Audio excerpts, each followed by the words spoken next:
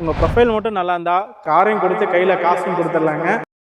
பா ஒரு வண்டிக்கு 25,000 ஏன் 50,000 வரைக்கும் கூட ஆஃபர் கொடுத்துருப்பாங்க. ஆனால் இந்த வண்டியோட புது வண்டி ப்ரைஸ் பார்த்தீங்க அப்படின்னா 18 லட்ச ரூபாய்க்கு மேலே வருதுங்க. நம்ம சொல்கிற ரேட்டு புது வண்டி ரேட்டை விட 10 லட்ச ரூபா கம்மியாக கொடுக்க போகிறோங்க. ஸ்கோடா குஷாக்ல ஒயிட் கலருங்க, 1 litre manual transmission ambition variant தான் பார்க்க போறோங்க.